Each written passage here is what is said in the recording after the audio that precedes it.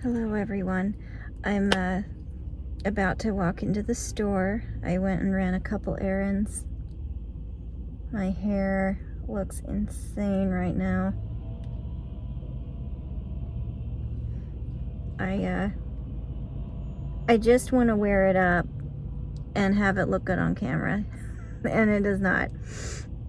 I don't know why. I wish it looked better, but anyway, the reason I have switched on the camera is to go over a thought that popped up in my head.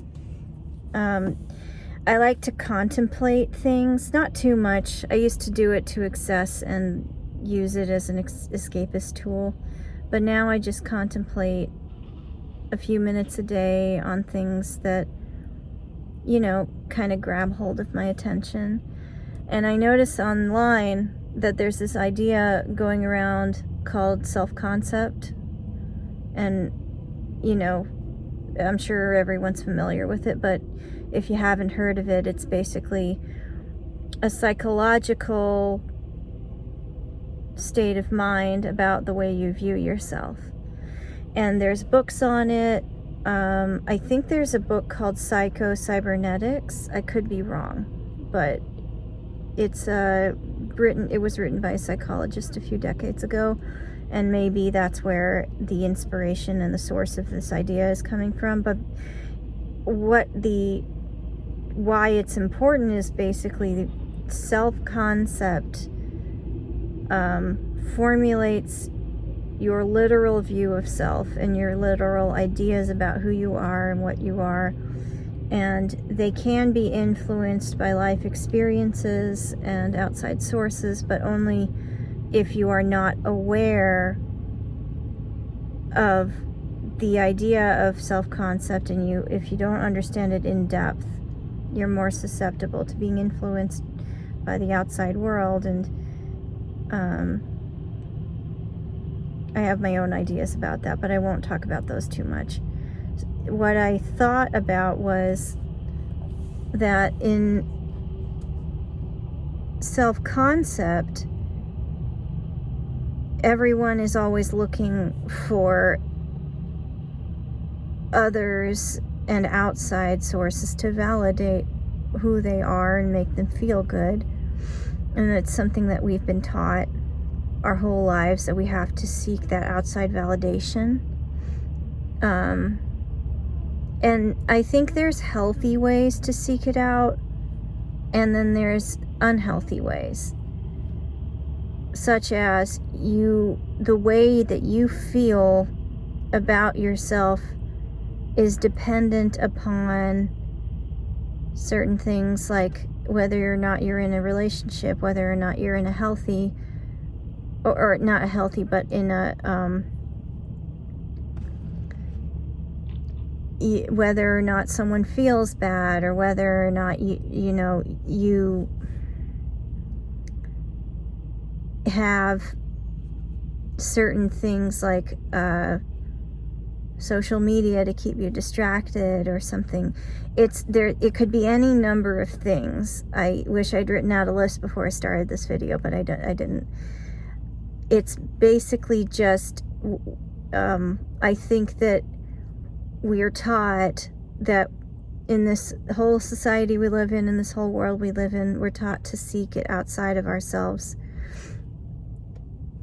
when really it starts with you and what you believe about yourself. And so what I thought about self-concept that just sort of popped up in my head was, when you really use your intellect and your reasoning to believe something good about yourself, or bad, but it works both ways, but I'm going to use the example of good.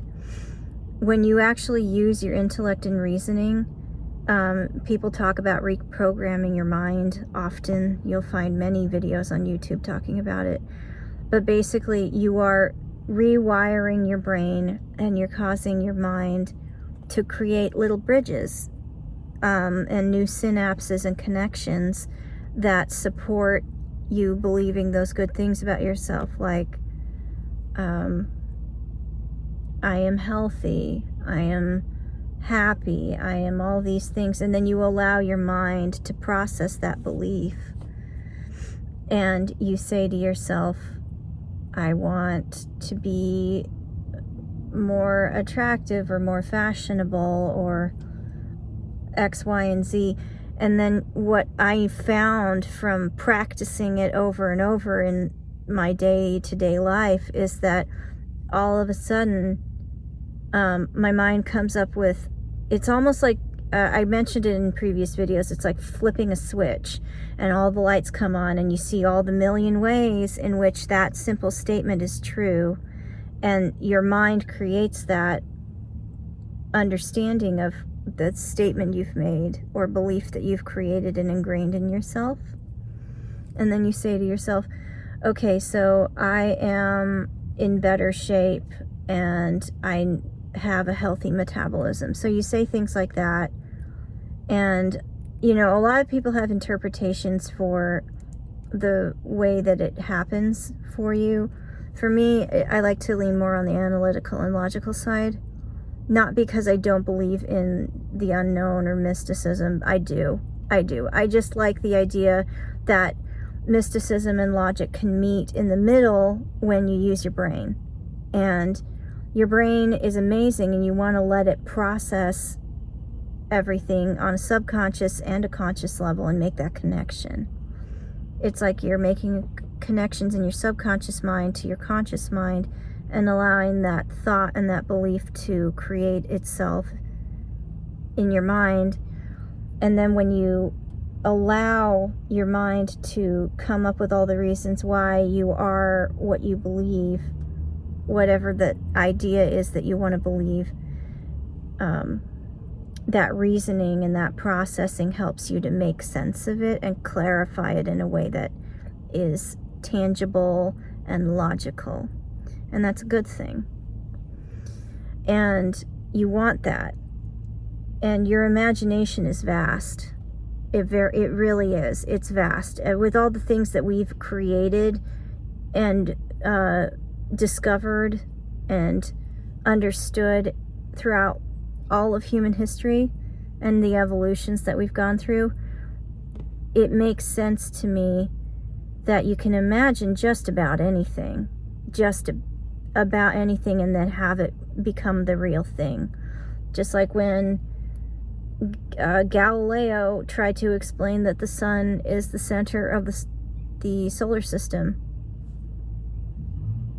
or us going into space. And I know that there's people who debate whether that actually happened, but you know, I like to believe it did.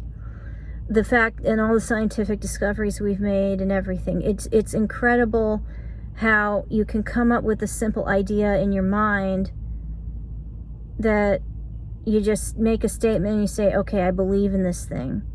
And then over time, your mind just clicks. It makes sense. And then it becomes real and it carries out in your actions, your body language, and in what I like to call the story that you tell the whole world. You know, you share that with people and everyone. It's interesting because, you know, people are social beings, and we like to mirror, reflect, and connect all together. And so when you have beliefs about yourself and your self-concept, or an idea that you really, really believe in, you share that story with the whole world. And everyone else around you is willing to nod in agreement to that. And so a person who I'm sure everyone's encountered someone, maybe you are this person, but you've encountered someone who just seems to have that amazing energy about them, and they're just full of love, and they're full of vitality, and they're gorgeous, and some of it may be physical, but there's just some sort of inner beauty, and there's amazing confidence around that person. It's because they have amazing beliefs about themselves that they either had to work for or were naturally ingrained in them from childhood. they just have that attractive, amazing energy. And when you're around them, you see subconsciously that they believe in themselves so much, you can't help but believe in them too. And I think that for everyone, we all possess the ability to be that, and we just have to practice it, especially if we weren't raised in it, or you came from some trauma. I did. I don't want to talk about that right now, but I do know that it's a practice. It's a practice to believe in yourself, and no matter what happens in your life, the more you actually believe in yourself and what you want to believe in yourself, the more you actually ingrain it and then change, in my personal opinion, every cell in your body, every little electron that makes up you and your life force and everything about you. It changes, a lot like when people go through a personal transformation, or a glow up as they call it now. It's more than just their appearance. They're just happy and smiling, and they look younger even. It has a ton of, it drives your actions. It drives, it might even drive, I think it drives chemical processes in your body and in your mind too, because your brain is interesting. It will pick up signals from your deep subconscious, and it will pick up, your brain and your body like to communicate. I think sometimes people forget that the brain is in your body. It's in your head, in your skull. And so when you feel good and you believe things about yourself, it can lower your stress hormones. It can have effects on your metabolism. It just makes you feel healthier and safer, and your brain tells your body, okay, I am safe. I can be youthful and healthy and well rested. I don't worry all day long about what insecurities I might have. It's very simple in my mind, the idea that a belief can actually affect your health.